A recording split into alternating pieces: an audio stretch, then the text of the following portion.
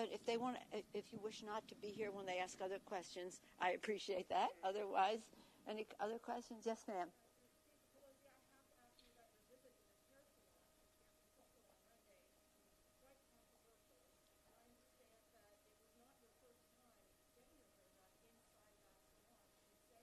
No, I've been there over the years. I've been there many times. I appreciate the question, and let me just say this. I take responsibility for trusting the word of a neighborhood salon that I've been to over the years many times, and that when they said, well, we're able to accommodate people one person at a time, and that we can set up that time, I trusted that. As it turns out, it was a setup. So I take responsibility for falling for a setup. And that's all I'm going to say on that. Anything else? Excuse me?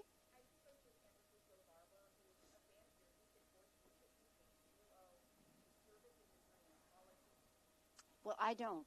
I think that that this salon owes me an apology for setting up. And I will not let this subject take away from the fact that we have 180,000 plus people who have died from this virus. Since we passed the bill, more than half of those people have died since we passed the legislation. 4.6 million, I know, 4.6 million have become infected since we passed the legislation. And there are answers. There are scientific answers for this. 96,000 people have died since we passed the HEROES Act. So they want to jump on this. I think it's really important for us to pass the bill so in a scientific way we can address the virus and we can bring people back to work. I have been inundated by people who are in the hair service industry saying, thank you for calling attention to this. We need to get back to work. We need to get back to work. And many of them annoyed at the setup that was there for a purpose that has nothing to do with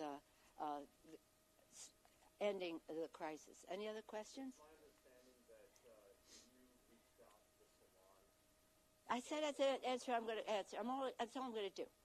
That's all I'm going to do. That's all I'm going to answer. Do you have any questions about the fact that people are dying, that schools need to open, and the rest?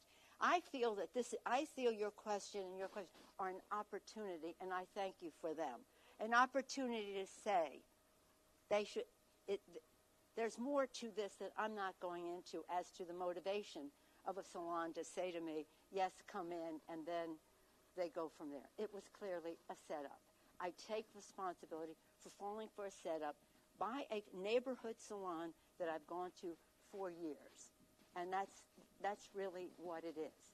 So, again, I think we should use it as an opportunity to say there's so many people.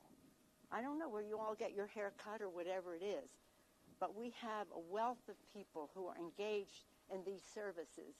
And again, the state and the city, depending on the incidence of infection in those areas, decide how they will function.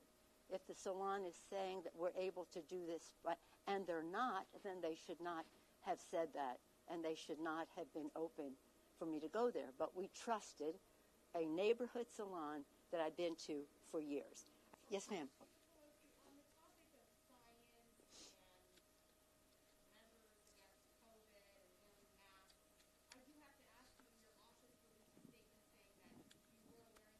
I was. Yeah.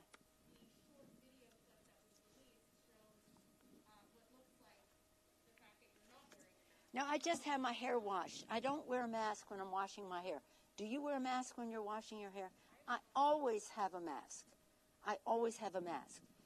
For me, for the people I'm encountering, but for my family as well. But I don't wear it when I'm getting my hair washed. And that picture is when I just came out of the bowl of getting my hair washed. Any questions? That's it. Thank you all very much. Thank you. Thank you, Salon. You were wonderful. Wonderful. Thank you. You all nailed it in terms of what is. Thank you. Speaking of Pelosi, could I take a picture? Sure. I just became a citizen last year. Oh, congratulations. Thank you. Carla, let me take it. Okay.